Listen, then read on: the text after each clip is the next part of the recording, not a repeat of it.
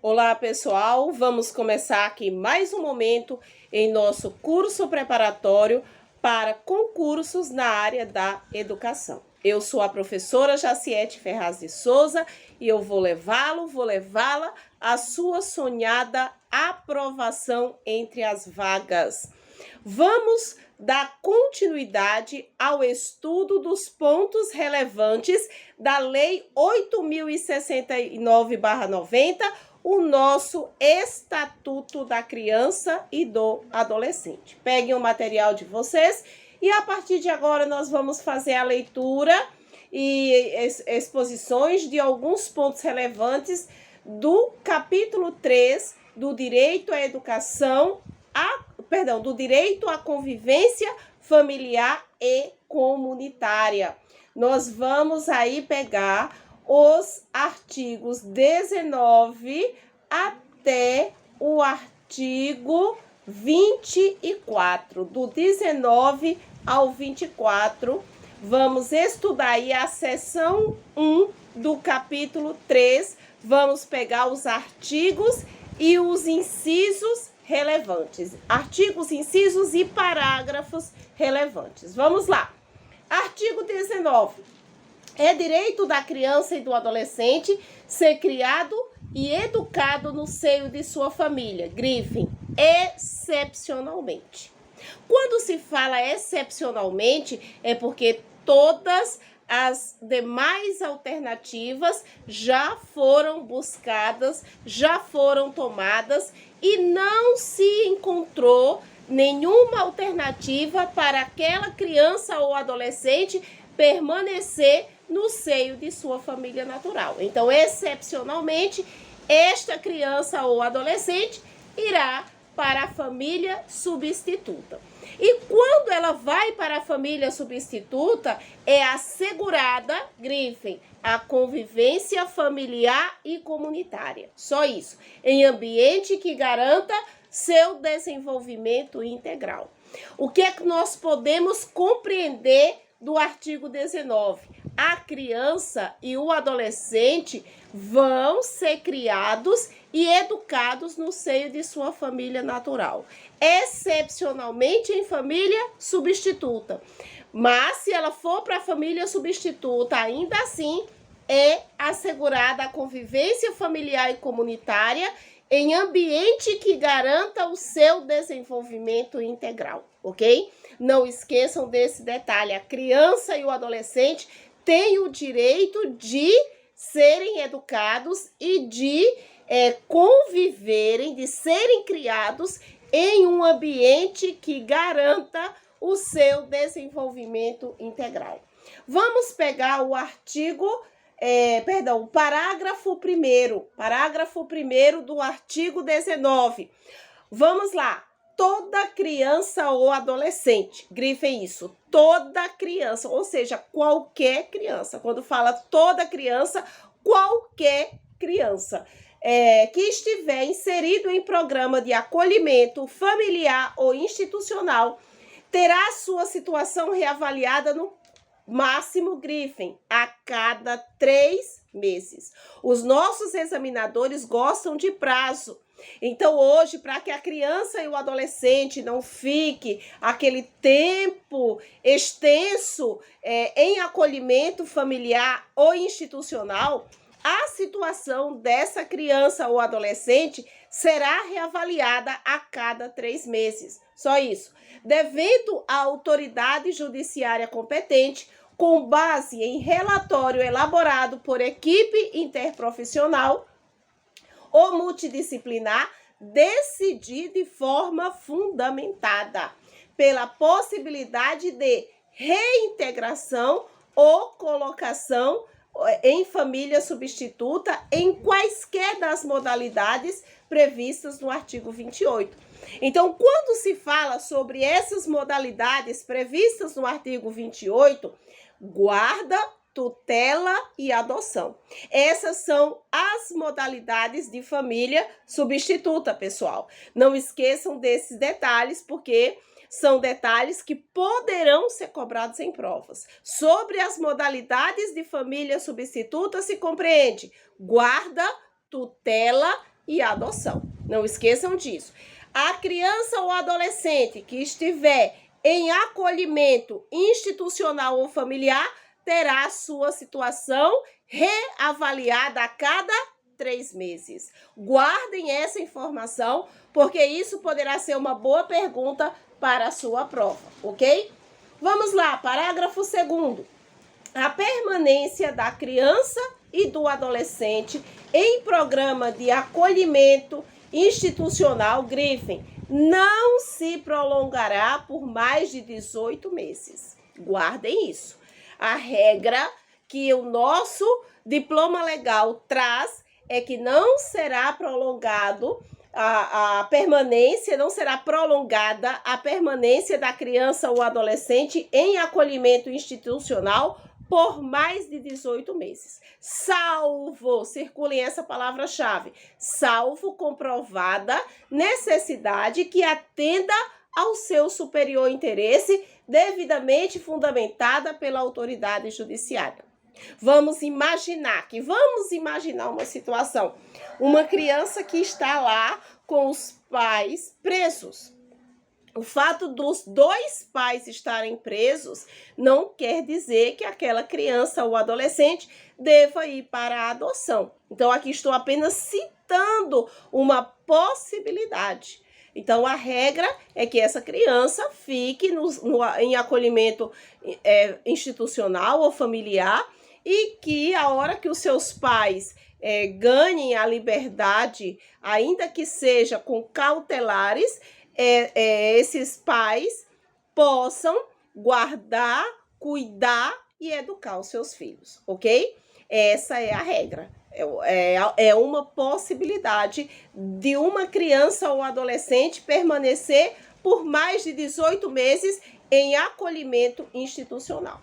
Vamos lá, parágrafo 3º. Parágrafo 3º. A manutenção ou reintegração da criança ou adolescente à sua família, grifem, terá preferência em relação a qualquer outra providência.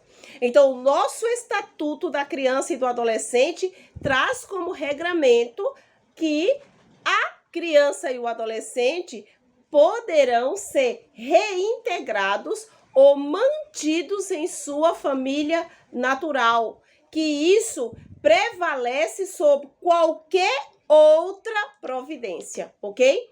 Vamos lá.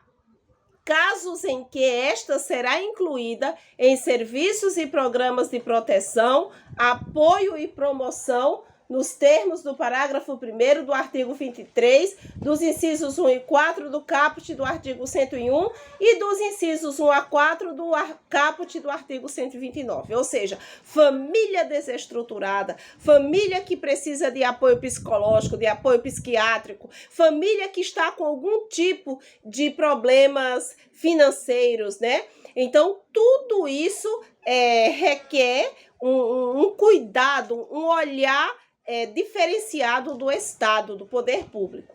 Vamos lá. Parágrafo 4º.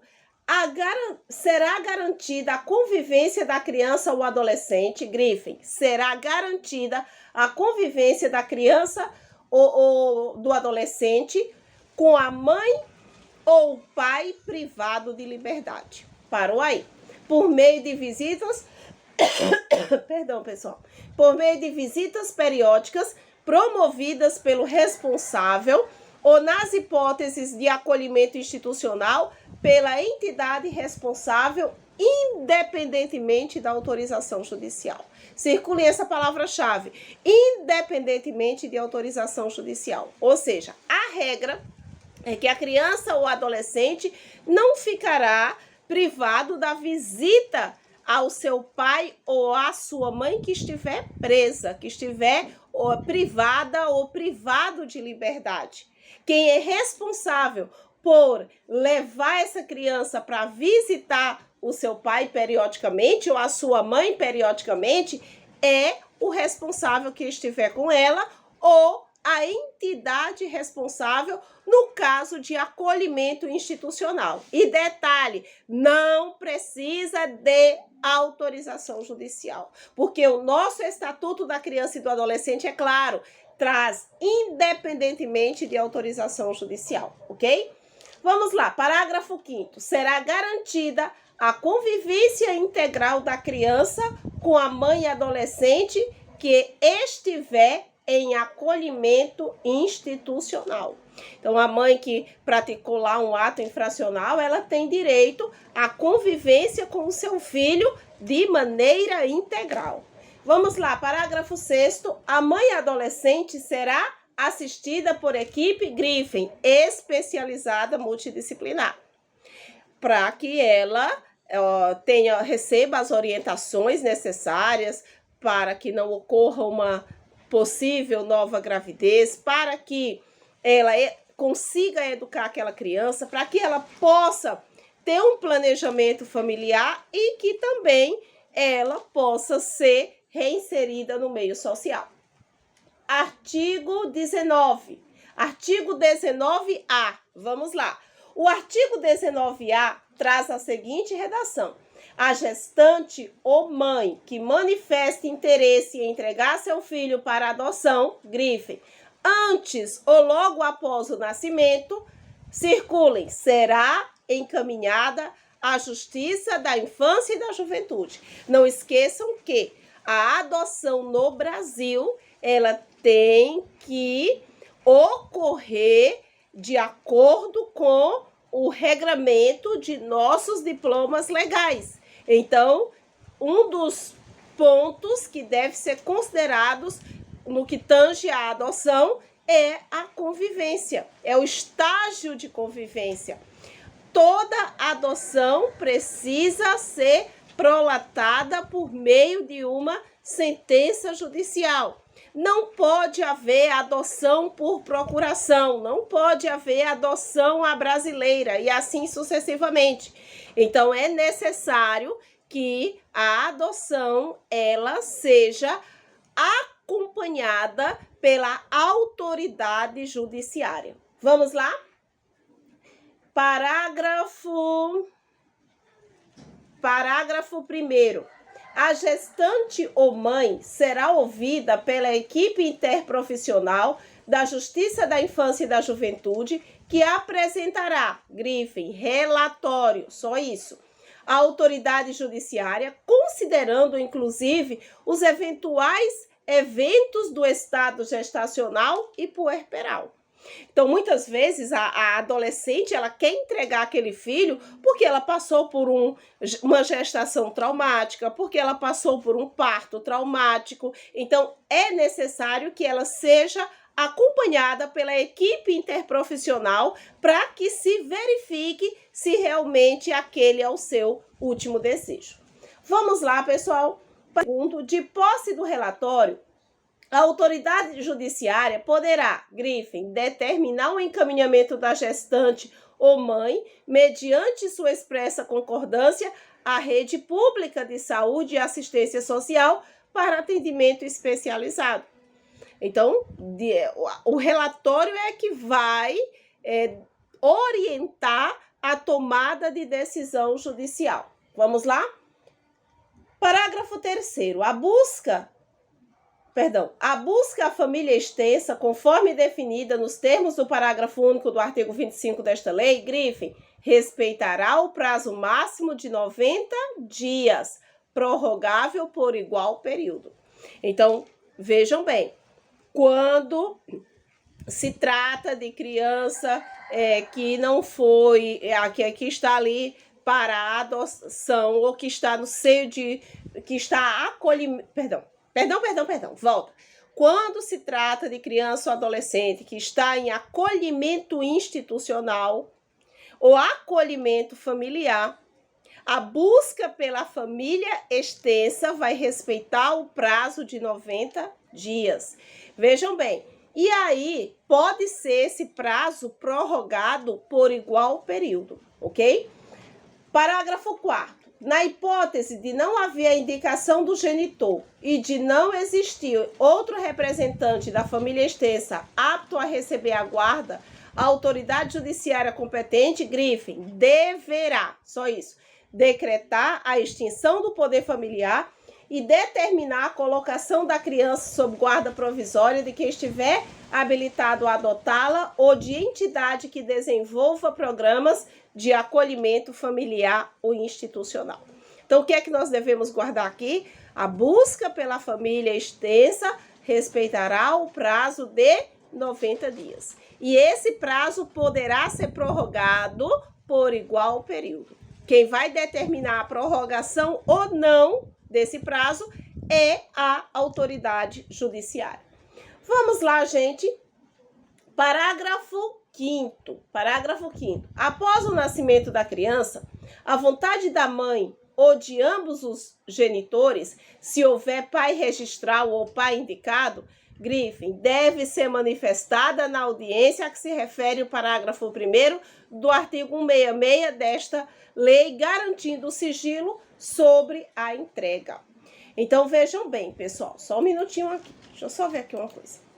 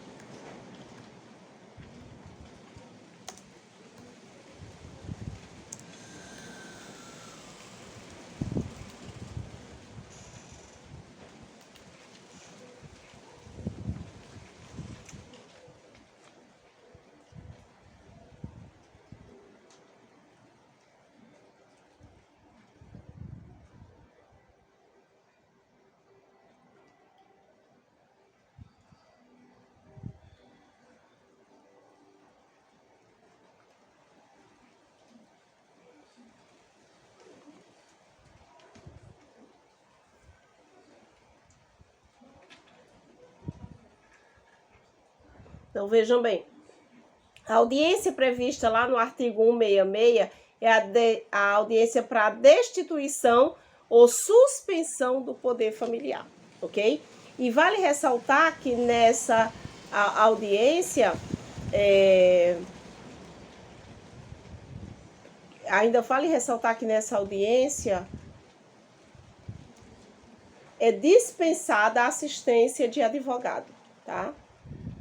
Os pais, eles poderão formular o pedido, né? E pode dizer que não quer aquela criança e pronto. É um desejo deles. Só que tudo que for decidido ali será sigiloso, porque tudo que diz respeito à criança e ao adolescente é sigiloso. Tramita de forma sigilosa no Poder Judiciário. Vamos lá, pessoal. Parágrafo 6º, apenas uma lida. Parágrafo 7º, ele traz a seguinte redação. Os detentores da guarda possuem, grifem, o prazo de 15 dias para propor a ação de adoção, contando do dia seguinte à data de término do estágio de convivência. Isso é uma informação importante. Então, o juiz determinou o prazo de estágio de convivência de 60 dias, aquele que é detentor da guarda terminou esse estágio, ele tem aí o prazo de 15 dias para propor a ação de adoção. Parágrafo 8º, apenas uma lida. Parágrafo 9º, apenas uma lida. Parágrafo 10º, a mesma coisa, só uma lida. Vamos lá, artigo 19b. A criança e o adolescente em programas de acolhimento institucional ou familiar, grifem, poderão participar do programa de apadrinhamento. Parágrafo 1º, o que é o apadrinhamento? Vamos lá. Grifem, consiste em estabelecer e proporcionar à criança e ao adolescente vínculos externos à instituição para fins de convivência familiar e comunitária e colaboração com o seu desenvolvimento nos aspectos circulem social, moral, cognitivo, físico, educacional e financeiro. Ou seja, é para que a criança possa ter uma convivência ali com os seus pares, com a família, com a sociedade, de uma maneira efetiva. Parágrafo 2º, podem ser padrinhos ou madrinhas, grifem, maiores de 18 anos, não inscritas em cadastros de adoção. Gente, isso é uma informação importante. Quem se candidata a padrinho no Poder Judiciário não pode estar cadastrado no programa de adoção, tá? Desde que cumpra os requisitos exigidos pelo programa de apadrinhamento de que fazem parte. Parágrafo 3º, pessoas jurídicas podem apadrinhar criança ou adolescente a fim de colaborar para o seu desenvolvimento. Grifem pessoas jurídicas, ou seja, empresas, tá? Parágrafo 5º, os programas ou serviços de apadrinhamento apoiados pela Justiça da Infância e da Juventude, grifem, poderão ser executados por órgãos públicos ou por organização da sociedade civil. Tá aí o terceiro setor. Vamos lá no artigo 20. Os demais parágrafos apenas lida. Os filhos havidos ou não da relação do casamento ou por adoção, grifem, terão os mesmos direitos e qualificações. Proibidas quaisquer designações discriminatórias relativas à filiação. Então, não pode haver discriminação para com o filho havido fora do casamento e para com o filho adotado.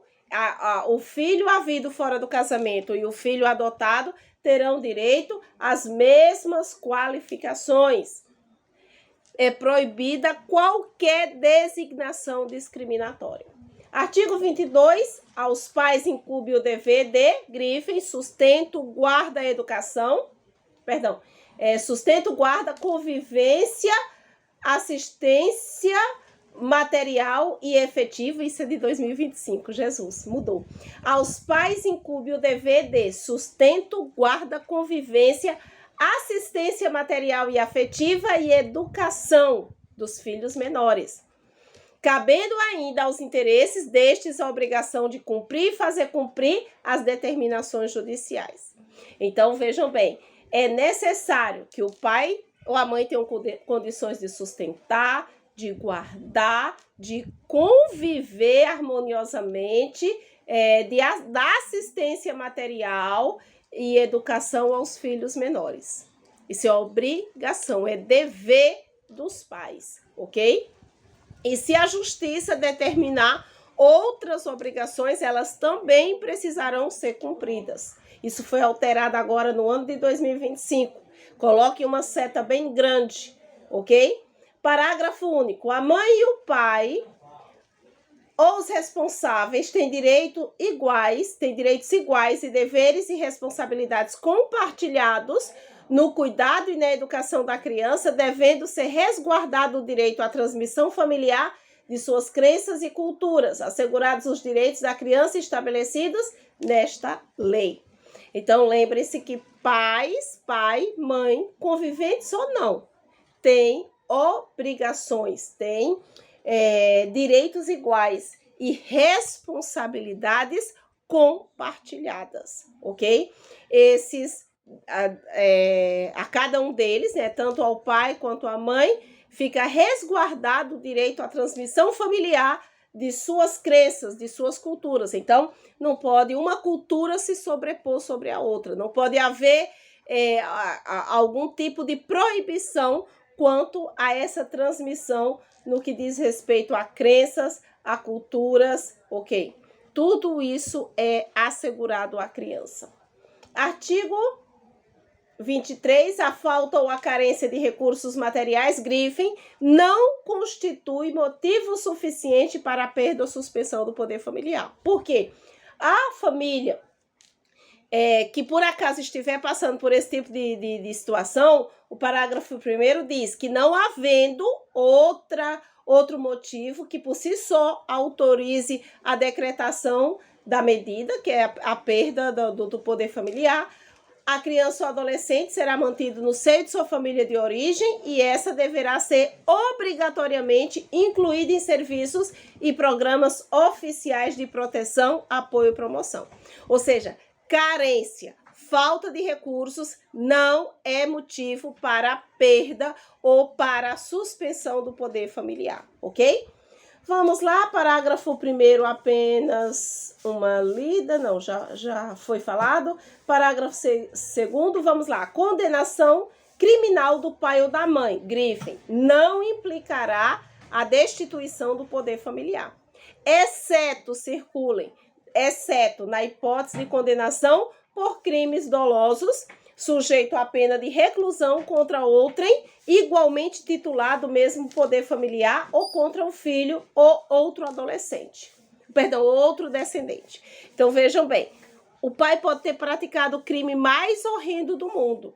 Ele não vai perder o poder familiar. O fato dele ter sido condenado, isso não implica a destituição do poder familiar. Só poderá ser destituído do poder familiar se ele, porventura, tenha praticado o crime. Vamos lá, o pai praticado o crime contra a mãe, ou praticado o crime contra o próprio filho, ou contra outro descendente. Aí, neste caso, poderá haver a destituição do poder familiar. Ok, pessoal?